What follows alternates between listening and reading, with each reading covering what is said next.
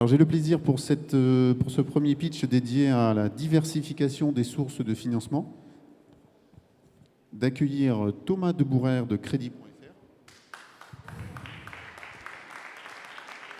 Marc Lemoel de Smile and Pay et Thierry Delapace de Paytop. Donc je vous en prie, installez-vous. Vous pouvez vous installer si vous le souhaitez.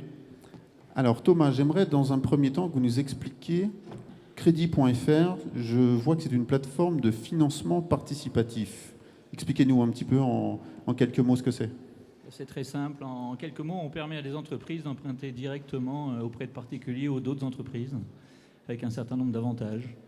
Une réponse extrêmement rapide. En moins de 15 secondes, elles ont une réponse très très rapide.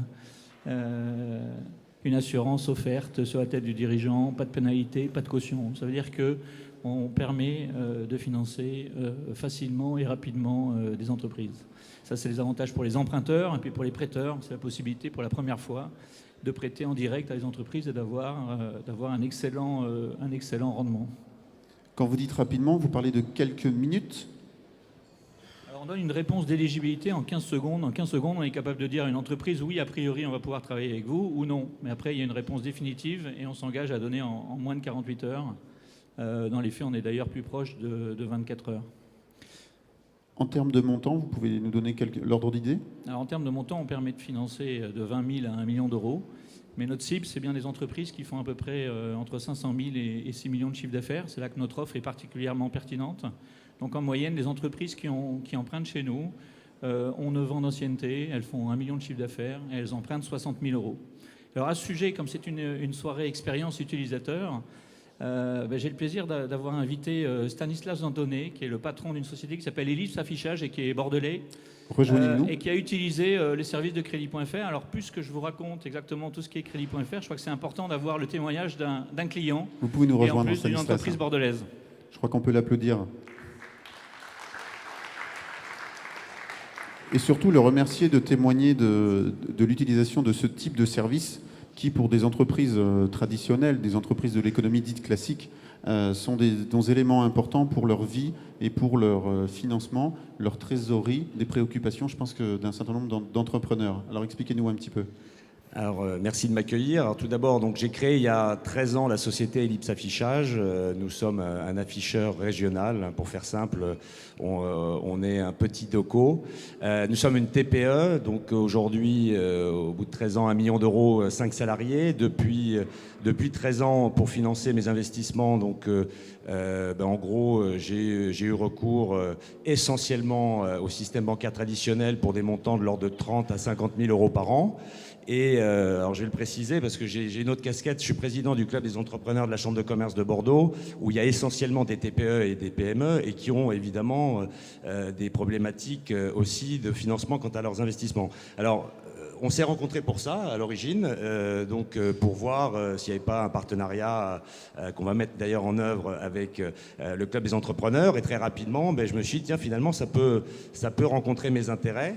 Alors pourquoi est-ce que j'ai eu recours ? Donc j'ai fait un prêt cette année de 50 000 euros. Pourquoi je l'ai fait ? Simplement parce qu'effectivement, ça a d'abord été la simplicité. Donc, entre le moment où on en a parlé, j'ai dû fournir quelques documents, évidemment, bilan, vous imaginez, perspective, mais globalement, je ne suis pas sorti de mon bureau, donc j'ai eu un retour, on va dire, ça n'a pas été en 15 secondes, mais j'ai eu un retour dès le lendemain matin, donc après notre rencontre. Et ensuite, la mise en œuvre a été extrêmement simple, j'ai rien eu à faire. La souscription a été lancée par Crédit.fr, et 10 jours après, j'avais donc l'intégralité des 50 000 euros qui avaient été souscrites par des prêteurs. Maintenant, aussi, évidemment, la partie pas de caution, tout ça, évidemment, ça simplifie les choses. Moi, notre bien le plus précieux, nous, entrepreneurs, c'est clairement le temps. Donc, ce qui nous évite d'en perdre, d'aller... Alors, je vais pas cracher dans la soupe parce que pendant un paquet d'années, c'est le système bancaire traditionnel qui m'a financé. Mais, je veux dire, redonner tous les ans des déclarations de cette situation patrimoniale, tous les ans re-signer des évidemment des cautions, etc., etc. Il y a un moment, quand on l'a fait, on va dire, quand on l'a fait déjà une dizaine de fois, ça fatigue un peu. Donc c'est pour ça que j'ai trouvé que cette option était très intéressante. Maintenant, je vais dire une chose, il y a quand même un pendant, c'est que c'est pas pour le taux, évidemment, qu'on va avoir recours au crowdfunding, mais lissé sur 48 ou 60 mois, bon, globalement, on va dire que le temps gagné vaut la peine, donc en tout cas de mon point de vue, de payer, on va dire, ce coût supplémentaire. Voilà. Merci. Merci beaucoup de ce témoignage. Je crois qu'on peut l'applaudir. Merci. Marc Lemuel, société Smile and Pay. Expliquez-nous un petit peu votre solution d'encaissement par carte bancaire. Alors nous, on est effectivement aussi dans la logique simplifier la vie des entrepreneurs.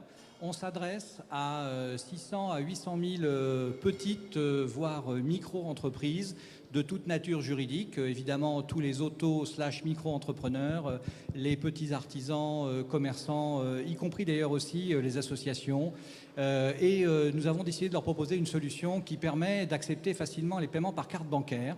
Pourquoi ? Parce que nous avons constaté qu'en France, le paiement par carte bancaire est un mode de paiement privilégié des citoyens. Nous avons plus de 65 millions, je crois, de cartes bancaires en circulation, sans compter celles de nos voisins étrangers et visiteurs touristiques. Et nous avons beaucoup de commerçants aujourd'hui qui acceptent la carte et nous en sommes très heureux. Par contre, il reste environ 600 à 800 000 acteurs économiques qui n'acceptent pas la carte. Et quand nous sommes en phase 2, eh bien, nous sommes frustrés. Et eux sont dans une situation où ils peuvent perdre des ventes ou alors, quand ils acceptent des espèces ou des chèques, prendre des risques quant à l'encaissement en termes de sécurité du chèque, en termes de délai d'encaissement. Alors pourquoi est-ce qu'ils n'acceptent pas aujourd'hui la carte bancaire malgré le fait que la communauté bancaire a fait un travail remarquable depuis 20 ans pour équiper les commerçants? Eh bien parce que c'est compliqué. C'est compliqué parce qu'il faut aller dans son agence souscrire un contrat. Il y a ensuite un délai de livraison, d'activation du terminal. Il y a ensuite des coûts fixes, un contrat qui peut être sur 36 ou 48 mois. Et lorsqu'on monte sa boîte comme auto-entrepreneur, on n'est pas certain d'avoir une espérance de vie de 36 mois et de vouloir payer 40 ou 50 euros tous les mois. Bon. Je ne dis pas que les conditions de la communauté bancaire ne sont pas compétitives. Elles le sont, mais pas nécessairement pour les tout petits. Donc nous, notre proposition de valeur, c'est d'être, si vous voulez, le prestataire de service pour ces acteurs. Et on leur permet de souscrire auprès de nous un contrat d'acceptation en 10 minutes chrono. Donc certains mettent un peu plus de temps, mais normalement 10 minutes ça suffit.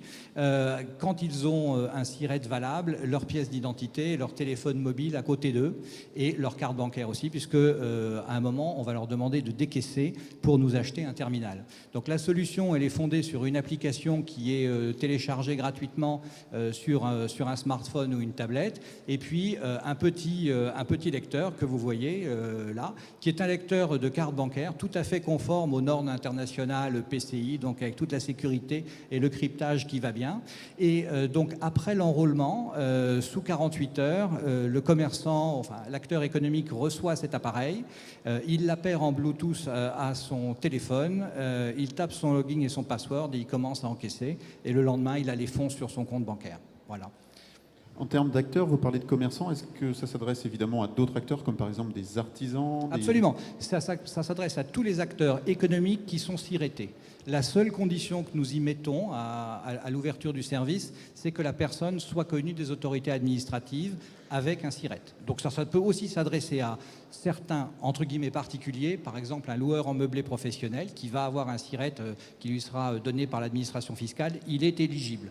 Par contre, vous ou moi, en tant que personne physique, si nous faisons une brocante, nous ne sommes pas éligibles parce que ça n'est pas une activité de nature professionnelle. Voilà. Pouvez-vous nous donner quelques précisions sur le terminal? Est-ce qu'il y a une location, un abonnement? Non, alors la particularité, c'est que le terminal, il est vendu une bonne fois pour toutes. Ça coûte 79 € hors taxe, ce qui représente un investissement qui est quand même du domaine du relativement raisonnable.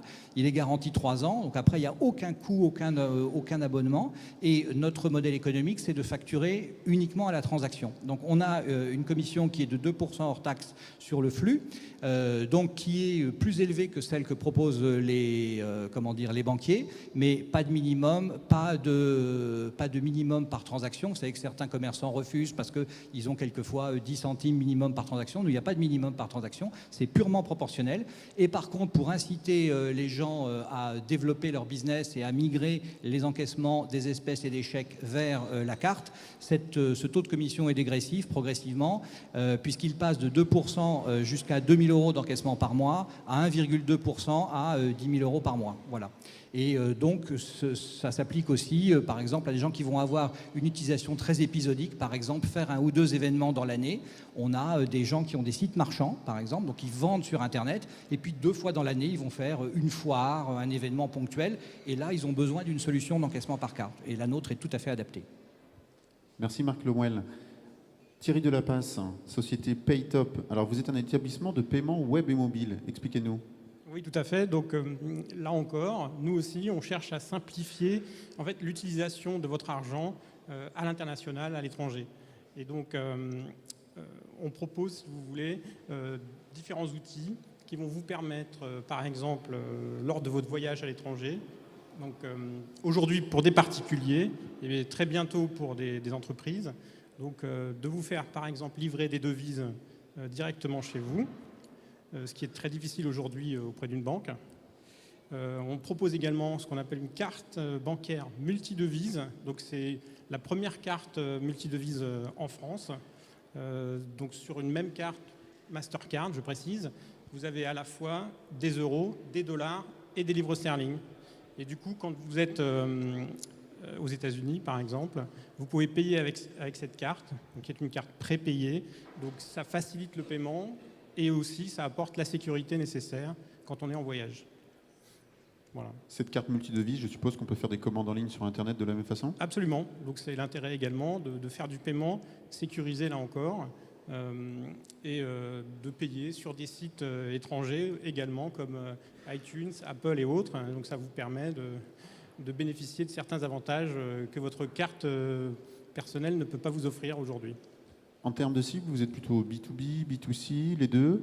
Alors aujourd'hui, on est pour les particuliers, donc en B2C. Et d'ici la fin de l'année, on va proposer ces mêmes services pour les entreprises. Voilà, donc aussi bien de la livraison de devises que de la carte multidevise, effectivement.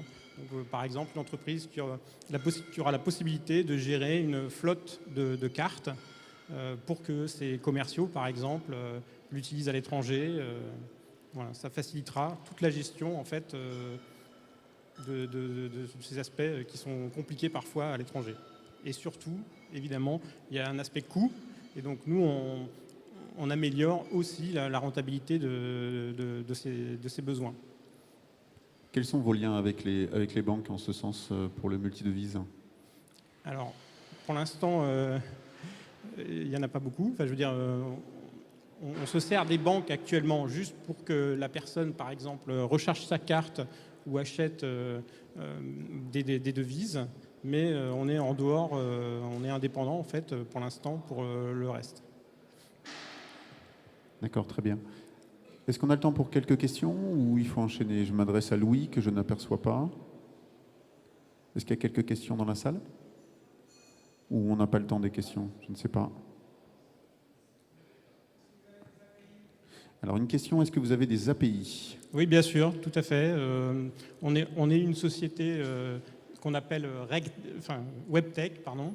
Et donc c'est une des caractéristiques, c'est effectivement de proposer des API de manière à faciliter l'utilisation, le rapprochement avec des partenaires. C'est à moi que s'adressait la question. Bon, nous, on n'en a pas encore. C'est la deuxième étape de notre développement. La particularité de notre application, c'est qu'aujourd'hui, on n'a pas de fonction métier de type caisse mobile. D'accord ? Donc le choix qu'on a fait, c'est de faire uniquement du paiement. On ne veut pas faire de caisse mobile. La caisse, c'est un métier très particulier, qui est très variable selon les professions. Nous, on a des gens qui vendent sur les marchés, on a des prestataires de services à domicile, on a des professions libérales. Donc à chaque fois, c'est une problématique de logiciel métier différentes. Par ailleurs, il y a un écosystème d'éditeurs de logiciels métiers qui est très puissant et on n'a aucune raison d'aller faire son boulot, il le fait très bien. Et donc notre étape maintenant, c'est effectivement de fournir à ces acteurs des API de sorte qu'ils puissent appeler notre fonction paiement à partir de leur application. Et notre objectif, c'est de délivrer ça avant la fin de l'année en cours pour commencer après à élargir les possibilités de déploiement.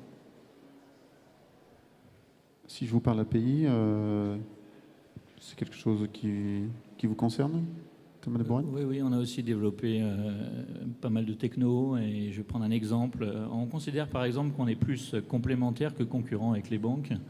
Une grande partie des emprunteurs qui empruntent chez nous cofinancent aussi avec les banques. Donc ça vaut sur la partie emprunteur, mais ça vaut aussi sur la partie prêteur. Et on vient par exemple de signer un accord, un partenariat avec Hello Bank, qui est la première banque qui va proposer un produit d'épargne de crowdlending à ses clients. Bon, tout ça, ça se fait par API et donc on l'a développé avec une API. Vous vouliez ajouter quelque chose? Oui. Oui, je voulais ajouter un petit point, c'est que donc, par rapport aux banques notamment, nous effectivement on veut aussi fournir des services bancaires et faciliter cet accès notamment aux petites entreprises, donc ce qu'on appelle le banking as a service. Donc c'est quelque chose qui pour nous est important. Donc c'est pour être complémentaire par rapport à l'offre actuelle sur le marché et donc encore une fois faciliter toujours cet accès aux services bancaires. Donc là ça sera ce qu'on appelle un compte de paiement IBANisé qui permettra de faire des encaissements également via virement. Voilà, donc des offres complémentaires également à Smile & Pay. Après le SaaS, le NAS, on a le BaaS, c'est ça? Banking as a Service. Ok. On continue dans les acronymes. Je voudrais remercier donc Thomas de Bourren de Crédit.fr, Marc Lemoyle de Smile & Pay, Thierry Delapace de Paytop, mais aussi Stanislas D'Antoni d'avoir pu témoigner. Si je résume la plateforme de financement participatif, on peut dire que pour l'écosystème des startups sur le territoire bordelais de la métropole, c'est vraiment le moyen d'accélérer, de financer. Les solutions d'encaissement, ce serait un bon moyen pour développer le marché. Et puis ensuite, on peut dire que Paytop, c'est le moyen de se développer à l'international, mais en multidevise. Donc merci de vos 3 témoignages, messieurs. Et Louis, écoutez, on continue la dynamique pour faire de FinTech, pour faire de Bordeaux, la capitale de FinTech. Merci beaucoup Philippe, merci à vous tous.